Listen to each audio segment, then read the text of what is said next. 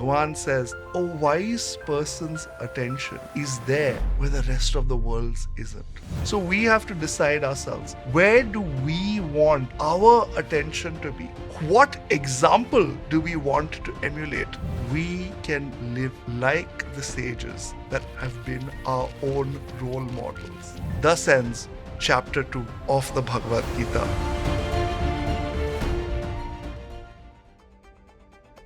In Hinduism, we have often venerated great sages. And the practice of venerating those who are spiritually advanced continues till date.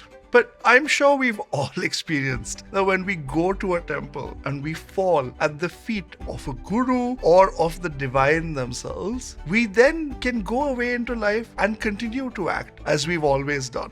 Bhagawan says we should get rid of this excuse. Falling at the feet of sages is not an excuse for us to then go away and act however we wish, but an opportunity to learn from their example and elevate our lives to their level. We have seen how even sincere seekers can be carried away by their mental tendencies. Indriyanam hi charatam yanmano nu vidhiyate tadasya harati prajnam vayurnavami vambhasi. For the mind, which follows in the wake of the wandering senses, carries away his discrimination as the wind carries away a boat on the waters. One may be trying sincerely to practice their spiritual sadhana, but can still be carried away by their desires. And Bhagavan uses a very interesting phrase here. Indriyanam hi charatam. Indriya means our senses, but charatam invokes a very interesting imagery of a cow chewing the cud. Now, as you may know, cows don't eat their food all at once like we do. They will take it, leave a bit in one of their stomachs, and then bring it out over time to chew on and slowly digest. In the same way, Bhagavan says, one who has engaged with the sense objects, but then brings them back in his mind and chews on them over and over again, that mind is ripe to be swept away. But on the other hand, one whose knowledge is steady is as follows. Tasmadyasya mahabaho nigrahitani sarvashah indriyanindriyarthebhyah tasya prajna pratishtita. O mighty arm, therefore, his knowledge is steady, whose senses are completely restrained from sense objects.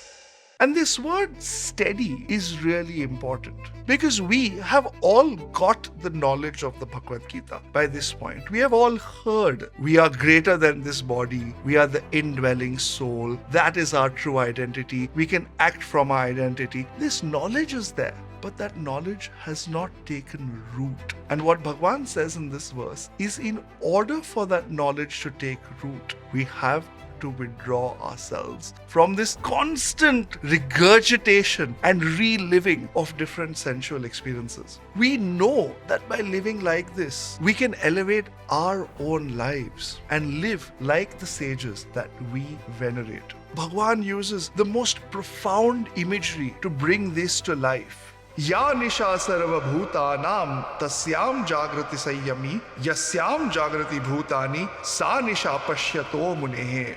That which is night to all beings, in that the self-controlled man keeps awake. Where all beings are awake, that is the night for the sage or for the muni who sees. Now we are all worried, if I start to go on a spiritual path, how will I function in the world?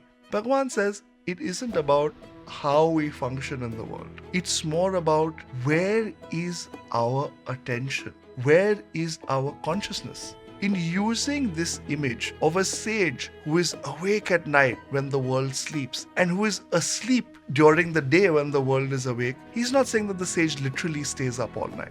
What he is saying is that a wise person's attention is there where the rest of the world's isn't. And the rest of the world's attention tends inevitably to be where the wise person's isn't. So we have to decide ourselves, where do we want our attention to be? What example do we want to emulate? That of a wise sage or that of the rest of the world?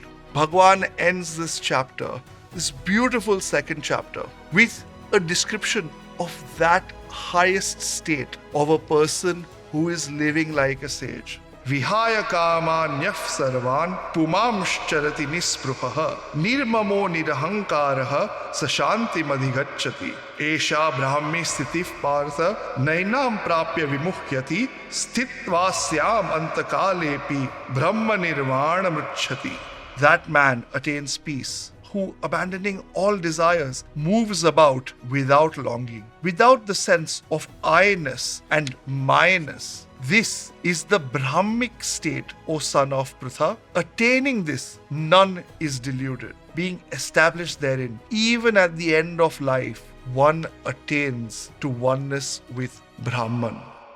Now we know Brahman in this context is not the Brahmin priest that we might associate with the temple, but the highest state of divinity that in our Shastras is known as Brahman. So Bhagavan says that by living a life of purity, of engaging with the world, with the right contact, we can attain to that highest state. It isn't an abstract state for a sage or a muni. This is something that we can achieve in our own lives. Thus ends chapter 2 of the Bhagavad Gita with the verse Om Tat Saditi, Om, the highest reality, thus it was revealed. Srimad Bhagavad Gita Su, the Srimad Bhagavad Gita, which is of the nature Upanishadsu, the nature of an Upanishad.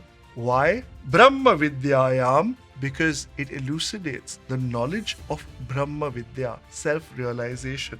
Yoga Shastre, and how one can be united with this state. Shri Krishna Arjuna Samvade, in the form of an address by Shri Krishna to Arjuna. Sankhya Yogo Nama, the yoga of knowledge it is named. Dvitiyodhyayaha, the second chapter of the Bhagavad Gita concludes. Chapter 2 is a sublime summary of the Bhagavad Gita. And if there's just one chapter that you should study in depth, make sure that it is this one. If we sincerely follow the guidance that Bhagavan gives us, Sthitva Syamanta Kalepi Brahma Nirvana Mricchati, then we too can attain to the highest state that Bhagavan indicates is our right.